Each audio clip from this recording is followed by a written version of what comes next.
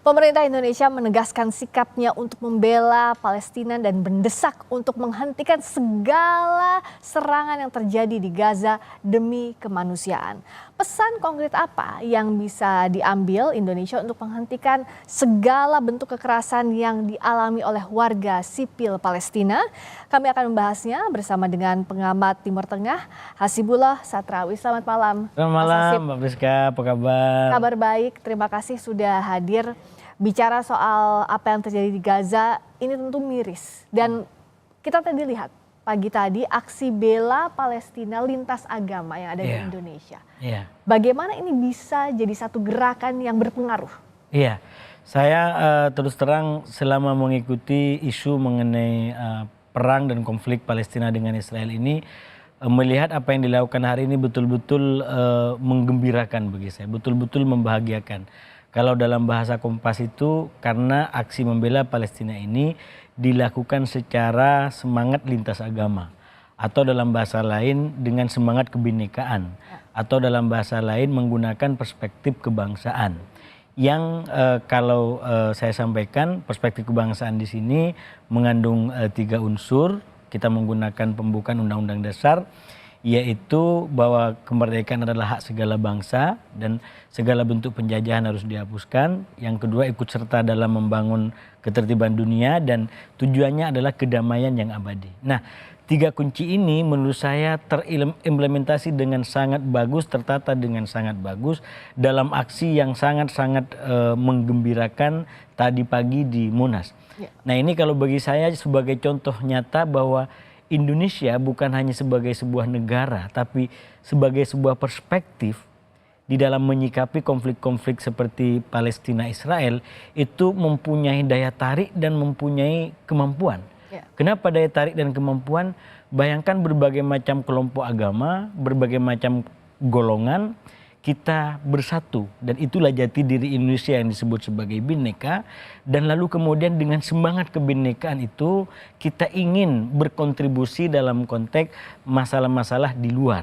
Nah, ini kalau dikaitkan dengan apa yang disampaikan oleh Bung Karno dengan mengutip yang disampaikan oleh Gandhi sebagai nasionalisme kemanusiaan. Ini yang lagi-lagi istimewa menurut saya bahwa kita memang punya kebanggaan sebagai bangsa. Tapi kebanggaan kita itu bukan dengan kecongkakan yang merasa lebih tinggi, lebih super power atau lebih eksklusif daripada bangsa-bangsa lain. Yang menarik Indonesia sejajar, setara dengan bangsa-bangsa yang sama-sama terhormat di muka bumi ini. Gerakan nasionalisme kemanusiaan di Indonesia, juga di negara-negara lain bahkan, ini dipantik oleh sampai detik ini. Israel terus membombardir Gaza. Dan targetnya kalau dikatakan membela diri jadi pertanyaan besar. Karena yang ditarget adalah warga-warga sipil tak berdosa. Sampai sekarang. Bahkan kalau kita tahu seruan gencatan senjata di United Nations, di PBB tidak terjadi. Tidak terjadi. Apa yang bisa dilakukan jadinya, Mas? Kalau dengan kondisi seperti ini. Ya, memang apa yang dilakukan oleh Israel dalam 1 bulan terakhir ini, kalau menggunakan pernyataan Presiden Obama, ini baru dinyampaikan bahwa memang yang dilakukan Hamas terhadap warga-warga sipil Israel, terutama pada 7 Oktober, lalu kemudian itu nggak bisa dibenarkan, kata Obama, tapi yang juga dilakukan oleh Israel atas nama membela diri, sampai mengorbankan ribuan orang, kemudian fasilitas umum, rumah ibadah termasuk gereja hancur, maka kata Obama itu adalah sesuatu yang tidak di luar kemampuan kita. Nah, akhirnya apa? Karena ini sudah keterlaluan bahasa lainnya, maka memantik gerakan-gerakan global, saya sebut itu menunjukkan bahwa nurani dunia masih hidup. Bahwa nurani dunia masih berdetak, masih bergerak. Sehingga ketika ada kejadian yang dilakukan oleh Israel ini, maka nurani itu berfungsi. Dia mengeluarkan orang ribuan di Amerika.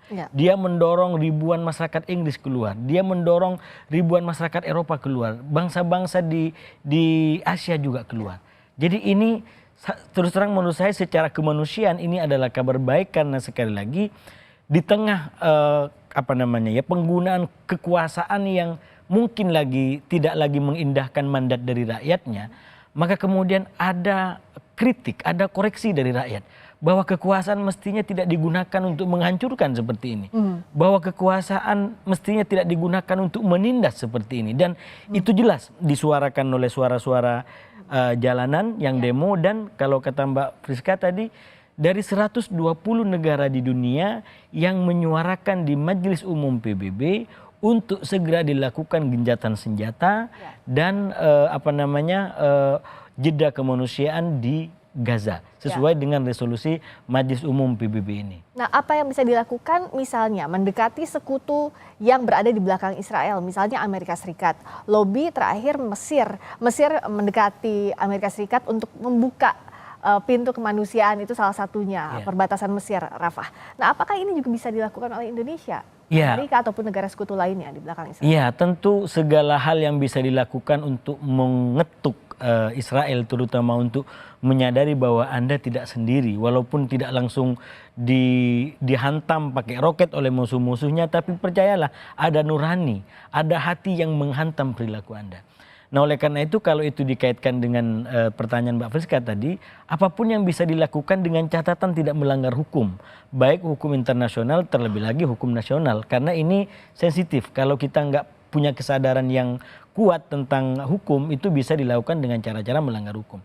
Karena itu memang yang bisa dilakukan yang pertama, kalau itu adalah lobby, maka silahkan lobby kepada negara-negara yang bisa berpengaruh kepada Israel. Walaupun Israel ini terus terang, saya beberapa waktu lalu menggunakan istilah anak nakal. Karena misalkan dalam kasus sekarang Israel itu begitu manut ketika dia didukung oleh Joe Biden pada awal-awal krisis ini untuk melakukan pembelaan tanpa batas. Wah, dia manut luar biasa senang. Tapi ketika Blinken hari ini kemarin datang dengan agak sedikit ada perkembangan sikap untuk menuju jeda kemanusiaan, dia menolak mentah-mentah. Saya tidak ingin. Ini bukan waktunya untuk jeda. Ini bukan waktunya untuk gencatan senjata. Jadi bahkan Amerika sendiri pun kalau dilihat dari polanya seperti itu, belum tentu sepenuhnya akan diikuti oleh Israel. Nah, oleh karena itu menurut saya dengan realitas seperti ini, memang ini butuh kerjasama daripada semua orang, termasuk aksi-aksi people power kayak tadi, masyarakat turun ke jalan untuk menyuarakan. Dan saya yakin, nah ini yang tidak kalah penting, jangan juga dipahami seakan-akan bangsa Israel semuanya kayak Benyamin Netanyahu hari ini. Yang harus dipahami oleh publik, Israel sebagaimana negara yang lain banyak pro kontra di dalamnya. Dan Benyamin Netanyahu hari ini banyak mendapatkan kritikan karena sikap yang tidak mengindahkan masukan dan terutama berkaitan dengan kepentingan-kepentingan warga untuk membebaskan sandera itu. Jadi saya yakin masyarakat Israel pun mendengar, dia juga melihat bagaimana dunia bereaksi.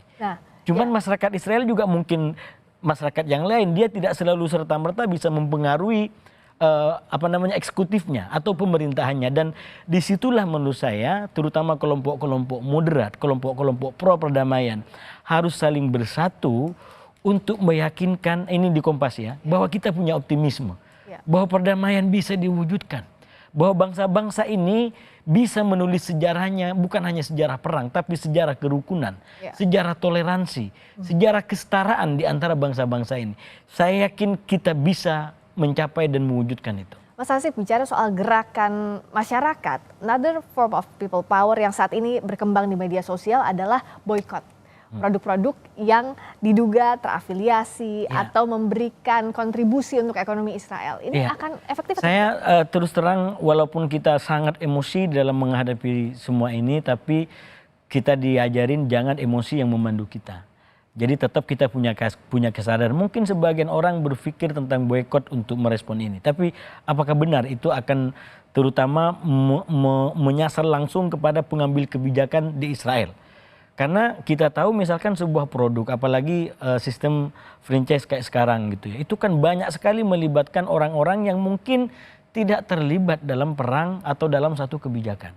Entah dia sebagai pekerja, entah dia sebagai sebagai orang yang punya usaha.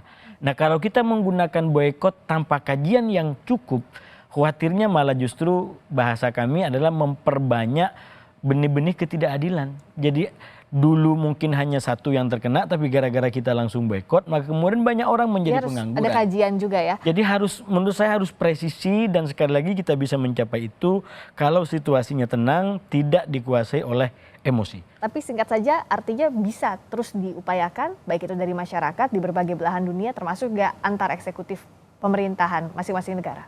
Tentu masing-masing negara, masing-masing masyarakat bisa melakukan sesuatu untuk bisa menyelamatkan tragedi kemanusiaan yang sekarang terjadi di Gaza. Tapi yang paling penting adalah bahwa sikap kita harus terukur dan jangan kemudian memperlebar kepada orang yang tidak terkait. Nah, karena itu kembali kepada tema awal tadi, pentingnya kegiatan hari ini menurut saya karena kegiatannya menggunakan perspektif yang benar, semoga itu bisa menolong Palestina dan juga Israel yang ingin damai, dan ini juga berharap kita menolong diri kita sendiri karena tidak lalu terjebak dalam polarisasi pro kontra di antara mendukung yang satu dan mendukung yang lain, karena kalau sampai itu terjadi tidak mendukung mereka dan juga tidak mendukung kita. Baik, terima kasih Mas Hasibullah Satrawi, Sama-sama, pengamat Timur Tengah. Kita harapkan segera selesai Amin. serangan yang terjadi di Gaza untuk mengurangi semakin banyak lagi jatuh korban. Terima kasih, Amin. Mas Hasib.